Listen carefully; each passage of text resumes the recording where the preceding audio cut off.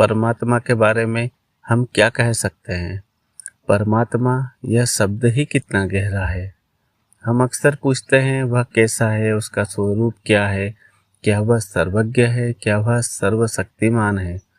लेकिन सच तो यह है कि हम उसे शब्दों में बांध ही नहीं सकते। हम कहते हैं वह एक शक्ति है, फिर सोचते हैं नहीं, शायद वह शक्ति भी नहीं। क्या वह व्यक्ति है? नहीं, उसे व्यक्ति भी नहीं कहा जा सकता। असल में उसका वर्णन करना ही कठिन है। मेरे विचार से परमात्मा का वर्णन करने से अधिक जरूरी है उसे अनुभव करना। हम अपनी सीमित बुद्धि से उस अनंत का अंदाजा लगाना चाहते हैं, पर क्या हमने कभी खुद को जाना है? यह शरीर 5 तत्वों से बना है, पृथ्वी, जल, अग्नि, वायु और आकाश। जब आत्मा इस शरीर में है, हम चलते हैं, बोलते हैं, सोचते हैं, सपने देखते हैं, और जिस क्षण आत्मा निकल जाती है, यह शरीर जो अभी प्रिय था वही 5 तत्वों में विलीन हो जाता है। कभी आपने किसी को अंतिम सांस लेते देखा है? क्या किसी ने आत्मा को शरीर से निकलते देखा है? नहीं। हम आत्मा को नहीं जानते, और जब हम अपने ही स्वरूप को नहीं पहचान पाए तो परमात्मा को कैसे जान पाएंगे? सच तो यह है कि परमात्मा बाहर कहीं दूर नहीं, वह हमारे भीतर है।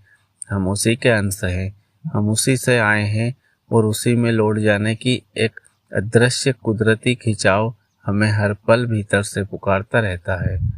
कभी आपने महसूस किया है, बिना कारण मन में एक तड़प उठती है, एक खालीपन सा महसूस होता है, कुछ ऐसा पाने की चाह जिसे शब्दों में नहीं कह सकते। वही तो उसकी पुकार है, वही तो उसकी याद है, वही तो आत्मा की एक परमात्मा की ओर कुदरती कशिश है। वह खुद हमारे भीतर अपनी भक्ति जगाता है, वह खुद हमें अपनी ओर खींचता है, वह खुद विरह देता है और वही मिलन भी देता है।